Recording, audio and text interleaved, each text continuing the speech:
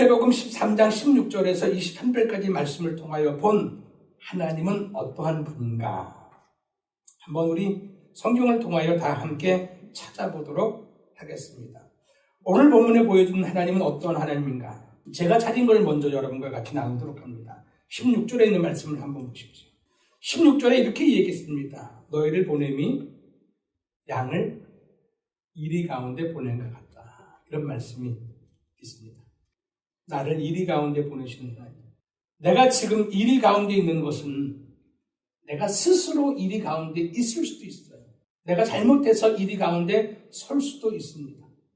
그러나 오늘 성경은 하나님이 나를 이리 가운데 보내셨다. 오늘 내 환경이, 오늘 내 고난이, 오늘 내 고통들이 이리 가운데 삶일 수가 있습니다. 그 삶을 하나님이 허락해 주었다라고 하는 이야기입니다. 그 안에서 변하지 아니한 순결한 삶을 살기를 하나님 오늘도 요구하고 계시는 겁니다. 두 번째 하나님을 보도록 합니다. 두 번째 하나님은 저는 18절에 있는 말씀을 가지고 이방인들에게 증거가 되게 하려 하십니다라고 하는 그 단어를 통하여서 고백한 하나님은 구원의 빛이 되기를 원하시는 하나님이에요. 구원의 빛이 되기를 바라시는 하나님. 오늘 하나님은 내 삶이 어떠하든지 간에, 내 삶이 잘났든 못났든지 간에, 어떠한 삶의 현장 속에 있든지 하나님은 오늘 우리가 구원의 빛이 되기를 원하신다라고 하는 사실이 오늘 본문을 통하여 고백되어진 하나님이십니다. 자, 세 번째 있는 말씀입니다. 저는 19절에 있는 말씀을 보았습니다. 19절에 이렇게 얘기합니다. 어떻게 또는 무엇을 말할까 염려하지 말라. 그때 너희에게 할 말을 주겠다라고 하는 그 말을 통하여서 고백하는 것은 우리에게 할 말을 주시는 하나님, 우리에게 지혜를 주시는 하나님, 이렇게 저는 고백을 합니다. 예수님의 10번째 기적은 말을 못하게 하는 벙어리 된 사람을 고치는 내용입니다. 그 말을 못하게 하는 사람이 누구냐? 이렇게 보았을 때 그게 귀신이었습니다. 귀신은 말을 못하게 합니다. 귀신은 감사하지 못하게 하고, 귀신은 찬양하지 못하게 하고, 귀신은 우리로 하여금 답답하게 만듭니다. 그러나 오늘 하나님은 우리로 하여금 할 말을 주십니다. 감사하게 하십니다. 찬양하게 하십니다. 고마워하게 하십니다. 그런 말은 하나님이 주시는 말이라고 생각이 되어집니다. 자, 저는 이 오늘 세 가지만 찾았습니다, 여러분. 오늘 여러분들은 어떤 하나님을 고백할 수 있습니까? 세 가지 중에서 하나를 여러분들 체크를 한번 해보시든가, 아니면 또 여러분들이 찾았던 하나님은 어떤 하나님이 있는지 또 한번 거기다가 같이 써놓을 수 있기를 바랍니다. 나의 삶을 통하여서 고백되어진 하나님은 어떤 하나님인가? 고백되어진 하나님은 있는가? 고백되어진 하나님이 있기를 바라는 마음입니다. 특별히 여러분, 저는 일본에 있는 말씀, 일본에 있는 나를 이리 가운데 보내시는 하나님에 대한 말씀을 같이 조금만 묵상을 해봅니다. 여러분에게 한번 질문을 이렇게 해볼게요. 누군가가 나를 사랑을 한다라고 하면 나는 그 사람이 나를 사랑하는지를 언제 느끼는가? 남편이 나를 사랑한다면 나는 그 사랑을 언제 느끼는가? 자녀가 나를 사랑한다면 나는 그 사랑을 언제 느끼는가? 엄마 아빠가 나를 사랑한다면 나는 그 사랑을 언제 느끼는가? 우리 만만한 다은이한테 한번 물어볼 거야. 다은아, 엄마 아빠가 너를 사랑하는 것 같아? 그래, 인정. 언제 너를 사랑하는 것 같이 너는 느끼는 거야? 말하지 않아도 다 느껴. 그냥 효은이한테 한번, 엄마 아빠가 너를 사랑하는 것 같아? 그 사랑을 언제 너는 느끼는 것 같아? 매일? 어떻게 느낄걸? 아니까? 알매 증거가 뭐야? 대부분의 사람들은 사랑을 이야기하고, 저 사람이 나를 사랑한다 이렇게 얘기할 때 그 사랑을 언제 느끼는가 이렇게 보면 뭔가를 자기에게 잘해줄 때, 뭔가를 자기에게 잘해준다라고 느낄 때, 저 사람이 나를 사랑하는구나. 그렇게. 여러분, 하나님이 나를 사랑한다라고 할 때 언제 하나님이 나를 가장 사랑할까? 나는 그 사랑을 언제 가장 많이 느낄까? 많은 성도들이 여러분 하나님의 사랑을 느낄 때 언제 느끼냐면은 내가 하는 일이 막히지 않고 착착착 잘 진행되어질 때, 계획한 일들이 여러분 잘 풀려나갈 때 하나님의 사랑을 느낀다라고 얘기해요. 맞아요, 여러분. 뭔가가 높아지고요. 뭔가가 여러분 자꾸 넓어지고요. 내 삶에 좋은 일이 많이 생길 때 참 많은 성도들이 여러분 진짜 하나님이 나를 사랑한다라고 생각을 하는 거예요. 저도 여러분과 똑같은 생각 속에서 하나님의 사랑을 느끼고 싶고 하나님의 사랑을 찾고 있어요. 나도 여러분 하나님의 사랑을 찾고 하나님의 사랑을 느낄 때 언제 많이 느끼냐면 여러분 교회가 부흥될 때 여러분 진짜 하나님이 많이 사랑하는 것처럼 느껴지거든요. 그러면 교회가 여러분 성장하지 않고 늘 그렇게 있으면요 하나님이 진짜 사랑하지 아니하는 것처럼 느낄 때가 너무 많아요. 교인 수가 많아져야 되는데 있는 교인도 자꾸만 여러분 떠난다고 얘기를 할 때 진짜 하나님이 나를 사랑하는 것 같지가 않은 느낌이 들 때가 많이 있었던 거예요. 여러분. 저는 그런 생각이에요. 뭔가가 잘 되고 뭔가가 여러분 좋아지고 뭔가가 높아지고 뭔가가 여러분 넓어지고 뭔가가 일이 잘 풀릴 때 하나님이 사랑한다라고 하는 것을 그죠? 그때 느낀다면 그런 생각을 가지고 나도 오늘까지 살았으니까 여러분 그런 생각 속에서 오늘 본문을 볼 때 나는 참 오늘 본문이 이해가 안 가는 거예요. 어쩌면 오늘 본문에 있는 성경의 내용이 잘못 기록되어 있는 것이 아닌가 이런 생각도 한번 해보는 거예요. 여러분. 왜 그러냐면 보세요 여러분. 오늘 10장부터 여러분 10장 1절부터 여러분 쭉 보면 10장 1절에서 15절까지 제자를 불렀지요. 12명이죠. 사명을 주었지요. 여러분 보세요. 그리고 사역을 하게 했어요. 여기까지는 이해가 돼요. 그럼 사역을 잘하게 하려면 뭔가 많이 잘 준비를 시켜주시든가 아니면 뭔가를 많이 가지게 하셔야 됩니다. 물론 오늘 보니까 모든 병과 모든 약한 것들을 고치는 능력도 주셨어요, 여러분.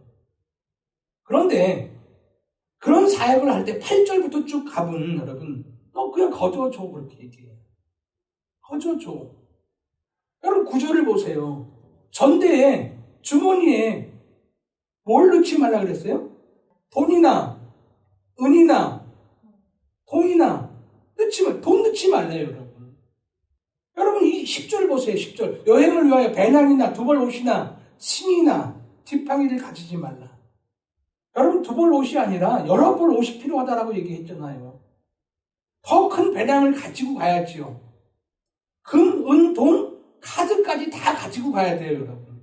내게 있는 것 말고 후원을 받아서라도 여러분 가지고 가야 되는 거예요.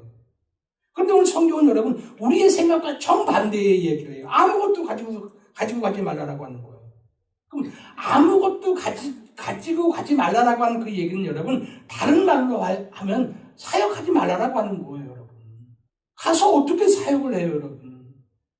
이거는 사역을 가서 열심히 하라라고 하는 그 말보다는 너 가서 아무것도 하지 마, 사역하지 마, 이 이야기를 하는 거하고 똑같은 것 같아요, 여러분. 손, 발, 다리를 다 잘라놓고 여러분 어떻게 가서 무엇을 하라고 하는 이야기인지를 모르겠는 거. 그래도 여기까지는 하나님 말씀이니까 그래, 그런 대로 그냥 받아들이자. 이렇게 하고 여러분 오늘 본문 말씀으로 들어올게요. 하나님의 말씀에 순종하여서 아무것도 가지지 않고 가는 거예요. 그럼 말씀 순종하고 주를 위해 살고 주만 바라보고 여러분 걸어가면 그 다음에는 주님이 축복해 주셔야 되는 거 아닌가 이런 생각을 하는 거예요. 그렇지 않나요, 여러분? 그런데 그 다음에 근심하게 하고 걱정하게 하고 이렇게 하면 여러분 어떻게 사역해요? 내가 하나님 말씀 붙들고 하나님만 의지하고 하나님만 바라보고 가면 그 다음에 근심 걱정 없이 살게 해야 되는 것이 오늘 하나님과 우리의 관계 속에서 우리가 생각하는 마음이에요. 그런데 오늘 예수님께서 하신 말씀 좀 보세요, 여러분. 16절에 보라 내가 너희를 보냄이 양을 어디 가운데 보내요? 이리 가운데 보낸 것 같아요. 사실 이리 가운데 보낸 것 같다 이 말을 지우고 내가 너희를 보냄이 양을 푸른 초장에 보냄과 같다. 이렇게 얘기를 해야 여러분 우리가 그 길을 걸어가지요.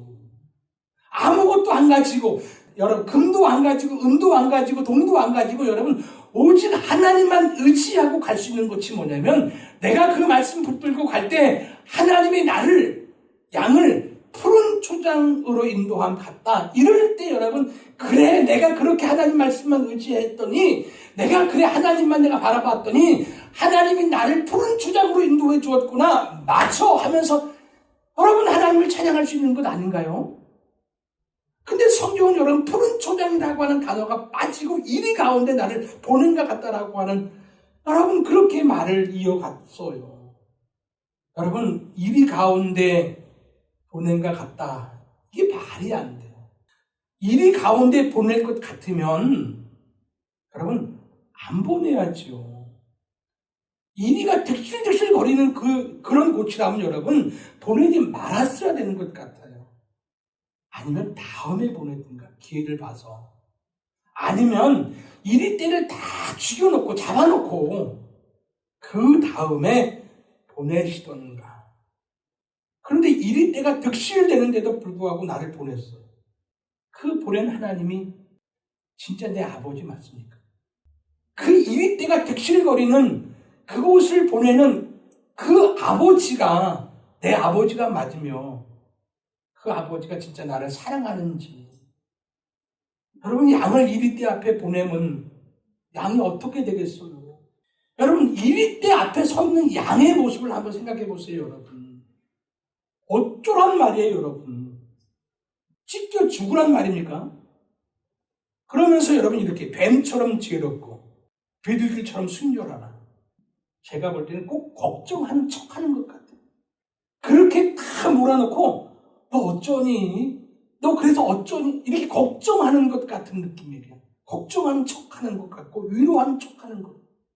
차라리 걱정하지나 말든가. 차라리 위로나 하지 말든가. 보세요 여러분. 공회에 넘겨주고 회당에서 채찍질을 당한대요. 그때 염려하지 말래요. 여러분 어떻게 염려를 안 해요? 채찍 맞을 일이 내 앞에 있는데 어떻게 염려를 안 하고 걱정을 안 하겠어요, 여러분. 말이 되는 소리를 해야 되는데 말이 안 되는 소리를 하는 것 같아요. 염려할 환경을 없애줘야 내가 염려를 안 하지 걱정을 안 할 거 아니에요, 여러분.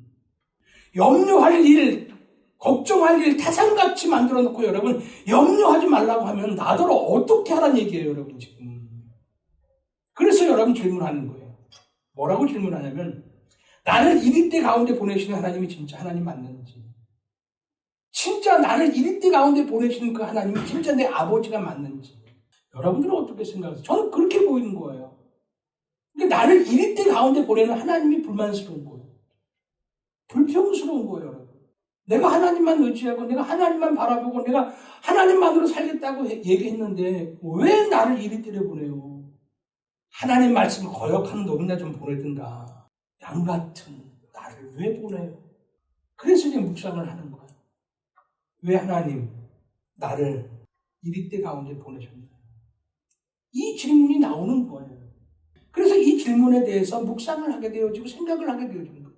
왜 나를 환난의 현장 가운데, 왜 나를 여러분 고난의 현장 속에, 왜 나를 염려의 현장 속에, 왜 죽음의 현장으로 나를 보내셨습니까? 왜 지팡이 없이 가게 하는지, 왜 금도 은도 동도 갖지 말라고 하는지, 하나님의 마음이 어떠한 마음인지 알고 싶습니다. 하나님의 의도가 어떠한 의도인지를 내가 알고 싶습니다. 저는 묵상하는 가운데 이런 생각이 드는 거예요. 그래서 저는 이렇게 결론을 내렸어요. 제가 묵상한 것이기 때문에 여러분 제 묵상이 여러분들에게 100% 다 적용되어지고 맞다 생각은 하지 않아요, 여러분. 그러나 저는 이 말씀에 은혜를 나누고 이 말씀이 하나님이 나에게 주신 말씀이라고 생각을 하기 때문에 여러분과 함께 이 말씀을 나누는 겁니다. 여러분 지팡이라고 하는 것, 그리고 금, 은, 동이라고 하는 것은 과연 무엇을 의미하는 것인가? 여러분 지팡이라고 하는 것은 금과 은, 이 돈이라고 하는 재물이라고 하는 것은 여러분 내가 의지하는 데 사용하는 도구입니다. 다른 데 쓰지 않고 내가 의지할 수 있는 도구예요. 내 삶을 지탱해 주는 것입니다. 내가 힘삼고 있는 것들. 지금 나에게 힘이 될 수 있는 것이 뭐냐면 지팡이고요. 나에게 힘이 될 수 있는 것이 금이고 은이고 동입니다. 근데 가지고 가지 말아요. 무슨 말을 하냐면 하나님 외에 다른 것을 의지하지 말아라고 하는 말입니다. 하나님 외에는 그 어떠한 것도 너의 의지의 대상이 안 된다라고 하는 얘기고, 하나님 외에 어떠한 것도 너의 삶을 지탱해 주지 못한다라고 하는 그 의미가 그 안에 담겨 있는 말이라고 생각합니다. 이리 가운데 공회에 끌려가고 회당에서 채찍질을 맞아도 염려하지 말라. 내가 너희에게 할 말을 주리라. 이 말은 염려의 현장에서, 고난의 현장에서, 죽음의 현장에서, 누구도 너를 도와줄 수 없는 현장에서, 하나님이 도와주지 아니하면 죽어야 하는 절대적인 가난의 현장에서 하나님만 절대적으로 의지하라고 하는, 하나님의 절대적인 도움을 너가 경험하라고 하는 그 말과 같은 말로 저는 해석을 합니다. 단지 돈 가지고 가지 말라, 단지 지팡이 가지고 가지 말라, 단지 공회에 끌려가고, 단지 그저 회당에서 채찍질 당하는 그 현상들만 보지 말고 그렇게 말하는 그 사람의 의도를 정확하게 보면 의지할 것이 하나님밖에 없으니 하나님만 의지하라고 하는 그 말로 해석하고 그 말로 들리는 겁니다. 첫 번째 설교가 5장부터 7장까지 산상수훈에 대한 말이라고 했습니다.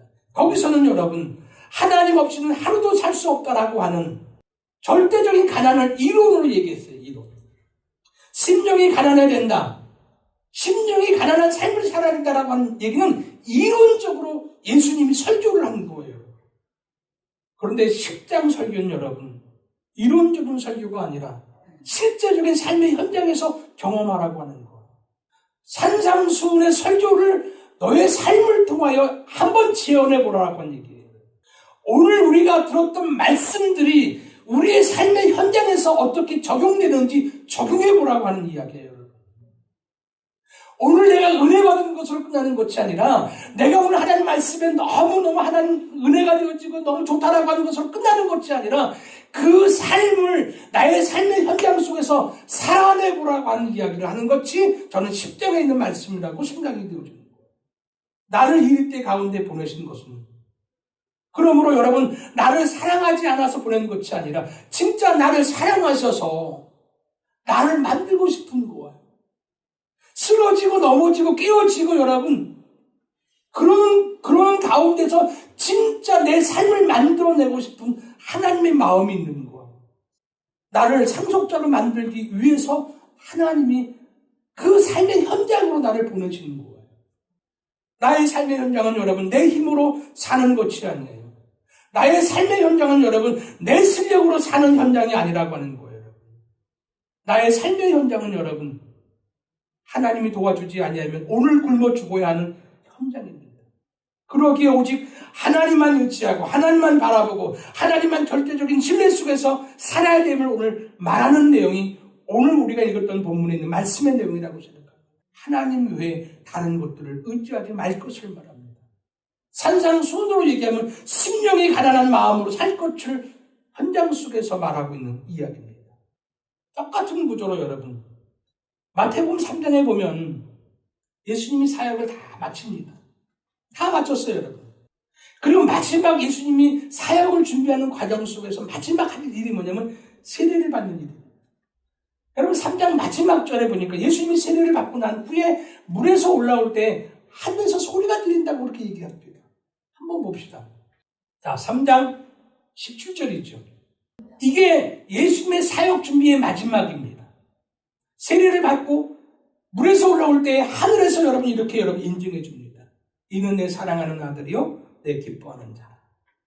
내 사랑하는 아들이요 내 기뻐하는 자가 이제 사역을 하면 여러분 하나님이 얼마나 많이 후원해 주시고 축복해 주실까. 그러잖아요 여러분. 내가 너무너무 너를 보는 게 기쁘구나. 진짜 너는 내 사랑하는 아들이구나. 그래서 사역이 시작됩니다. 여러분 사역이 시작되는 4장에 보니까 어마어마한 하나님의 축복이 여러분 깔려있는 것이 아니라 4장 1절을 한번 읽어봅시다. 우리는 3장과 4장을 끊어서 봐서 그렇지만 저는 계속 그렇게 얘기하잖아요. 문맥으로 보라고. 문맥으로. 3장 마지막 절에 여러분 이는 내 사랑하는 아들이고 내 기뻐하는 자예요. 그럼 4장 1절은 여러분 이렇게 나오면 안 되는 거예요. 이건 하나님 실수하신 것 같아요. 사랑한다라고 얘기를 하고 너는 참 나의 기쁨이라고 얘기를 해놓고 끄집고 가서 여러분 광야로 쳐넣어요? 사랑한다라고 말을 하지를 말던가, 그죠? 장난하시는 것도 아니고. 사랑하고 기뻐하는 자라면 여러분 그 다음엔 좋은 길 주셔야죠. 그 다음엔 여러분 꽃길 주셔야 되는 거 아니에요? 축복의 길 주셔야 되잖아요. 형통의 길을 여러분 인도해 주셔야 되잖아요, 여러분. 그런데 오늘 성경은 우리에게 얘기합니다. 너희가 사랑한다라고 말을 하고 기뻐하는 자라고 말을 하고 난 후에 꽃길과 축복의 길과 형통의 길 인도할 거라고 하는 생각은 너의 오해고 착각이야. 잘못된 일이야. 이런 얘기. 여러분 오늘 우리가 우리의 생각을 고쳐야 돼요. 여러분. 예수를 잘 믿으면 우리의 삶 속에 하나님이 축복의 길로 인도해 주신다? 물론 축복의 길로 인도해 주시는 것은 맞아요. 여러분. 그러나 과정은 틀려요. 여러분. 과정은. 잘 들어보세요. 여러분. 사랑하기에 광야로 보내는 거예요. 기뻐하기에 여러분. 기뻐하는 자이기 때문에 이리때로 보내는 거예요. 왜? 나만 보고 살고 하나님만 바라보고 살라고 심령이 가난한 마음으로 살라고. 그래서 심령이 가난한 자가 복이 있다라고 얘기를 하는 거예요. 하나님만 바라보는 자가 그래서 복이 있는 거예요. 왜? 하나님의 도움이 있으니까. 하나님의 숨결이 있고 하나님의 손길이 있잖아요. 신앙인의 삶은 오직 하나님만으로 힘삼고 사는 삶이에요. 내가 교회를 다닌다라고 하는 것은 여러분 내가 하나님만으로 내가 살아가겠다라고 하는 고백을 하는 사람들이 삶이에요. 여러분. 내가 그렇게 하나님만으로 하나님을 의지하면서 살겠다라고 하는 그 고백을 할 때 하나님이 어떠한 방법을 통해서든지 내가 너를 책임져 주겠다라고 하는 여러분. 내가 무엇으로든지 공급해 주겠다라고 하는 그 말이 여러분 오늘 우리가 읽었던 내가 할 말을 주겠다라는 얘기예요. 그 얘기가 산상수훈에서는 여러분 6장 33절에 여러분 너희가 그에다가 그 의를 구하면 내가 모든 걸 책임져 주겠다라고 하는 말과 같은 말로 여러분 되어집니다. 이것을 깨달은 것이 뱀같이 지혜로 이게 지혜예요. 하나님만으로 나의 모든 것을 지탱하는 지팡이로 삼겠다라고 하는 것을 깨닫고 살아가는 것이 여러분 지혜라는 거예요. 그 지혜를 깨달을 때 여러분 복음의 순결을 지킬 수 있는 거예요. 오늘 성경은 저는 그렇게 흘러가요. 나는 할 수 있는 것이 아니고 나는 절대적인 빈곤자예요. 하나님이 나에게 뭔가를 주시지 않으면 나는 오늘을 살아갈 수 없는 여러분 영적 빈곤자예요. 그래서 오늘 주님은 그렇게 얘기합니다. 지팡이 가지지 말고 돈도 가지지 말고 혹 너의 삶의 현장 속에 내가 너를 이리때 가운데 보낸다 할지라도 내가 너를 책임질 거니까 그 책임져 주신 하나님을 너가 의지하고 믿음으로 말미암아 하나님을 경험해. 여러분 하나님을 경험하면서 살 수 있었으면 좋겠어요. 하나님을 경험하는 현장에 가면 오늘 하나님을 경험하는 현장이 이리때 가운데에 나를 보내시는 하나님의 마음이라고 생각이 듭니다. 오늘 여러분의 삶이 이리때 속에 삶입니까? 하나님이 우리를 그 가운데 보내신 이유가 있지 않을까요? 그 이유를 여러분 지혜롭게 잘 깨달아서 그 깨달은 지혜로 복음의 순결함을 계속 유지해가며 하나님을 사랑하며 살 수 있는 귀한 여러분의 삶이 되어지기를 주님의 이름으로 축복합니다. 기도하겠습니다.